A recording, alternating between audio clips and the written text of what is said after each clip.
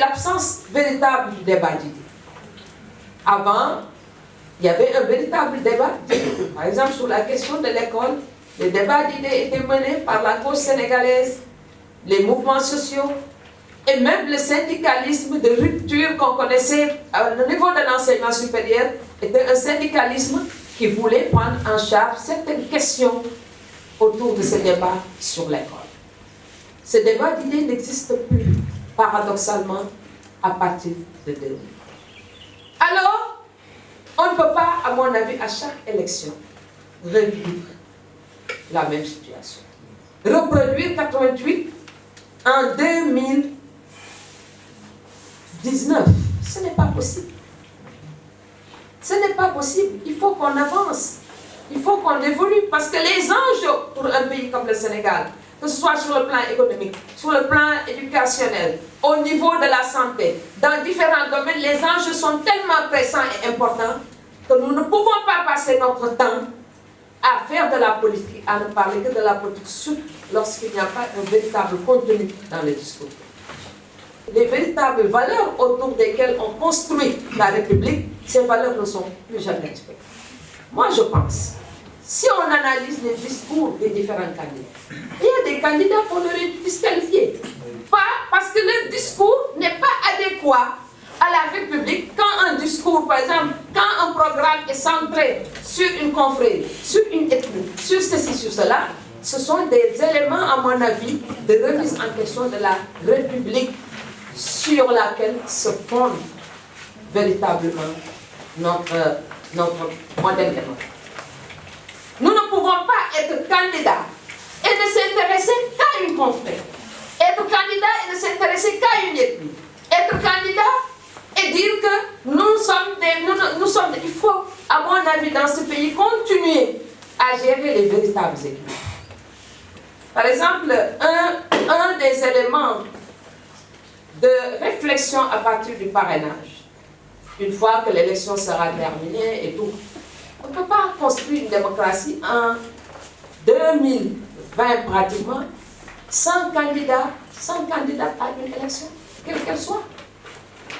Et or, à chaque fois qu'il y a, de ce point de vue, une nouveauté, par exemple, à chaque fois qu'il y a des réformes, que sur le plan institutionnel, les femmes sont les premières victimes de ces réformes. Pourquoi?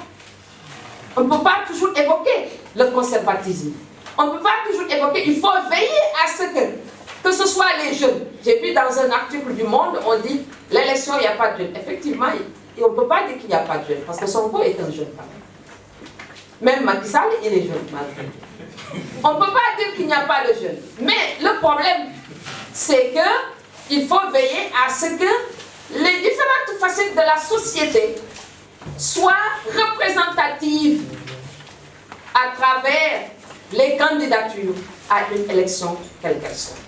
Le Nigel n'existe plus, certainement, et n'est plus très opérationnel depuis très longtemps. Mais c'est en même temps, l'autre paradoxe, c'est le moment où on fait le plus appel aux religieux dans ce pays, pour ce qui concerne notre démocratie. Je crois qu'il est temps peut-être de réfléchir sur ce que c'est que le pacifisme, d'aller vers les grandes valeurs et les grands discours autour du pacifisme. Dans l'histoire du pacifisme, les Africains ont beaucoup joué un très grand rôle. Même Gandhi, il a beau être indien, mais il a vécu en Afrique. Nelson Mandela est une référence et il est très important pour ce qui concerne justement le pacifisme. Et je pense que nous devons travailler sur ces questions-là et nous ne pouvons pas continuer en tout cas cette escalade verbale, parce que si ça continue, ça va déboucher nécessairement sur la violence physique. Et nous devons bannir, et ça je le dis haut et fort.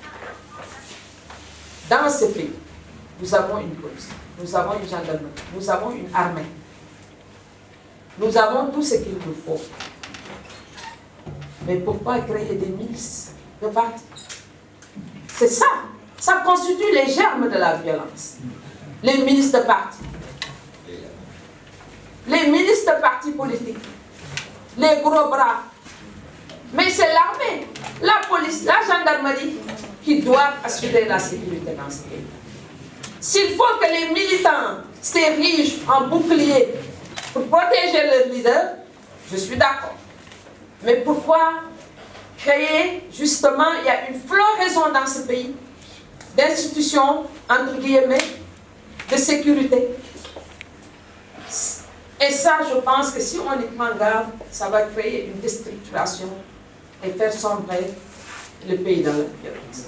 Même les accidents, certaines formes d'accidents font partie de la violence en période électorale. Regardez le nombre d'accidents qu'il y a ces 2 derniers jours et le nombre de décès qu'il y a ces 2 derniers jours. Alors du coup, nous, en tout cas, le mouvement citoyen est toujours fidèle à sa vocation, qui constitue à donner la parole aux citoyens et à faire émerger la véritable citoyenneté, aujourd'hui est ouvert à toutes sortes de discussions. Et nous devons veiller à ce que le 24 février soit dépassé, ou en tout cas si on va vers autre chose, tout ça soit dépassé pour permettre aux Sénégalais tout simplement de vivre en paix, dans le temps de réfléchir sur cette question électorale. On ne peut pas passer toute notre existence à des élections, à des contestations, à des remises en question. Pourquoi ne pas aller vers le mandat unique de 8 ans, de 10 ans, avec un rééquilibrage des institutions, permettre par exemple à une institution parlementaire, à l'institution judiciaire d'être suffisamment forte pour pouvoir contrôler l'exécutif, si c'est nécessaire, mais qu'on ne perde plus le temps, en tout cas dans les élections, et que, comme le mythe décisif, qu'on ne se répète pas tout le temps à faire exactement la même chose. On a besoin de notre énergie pour aller vers les élections.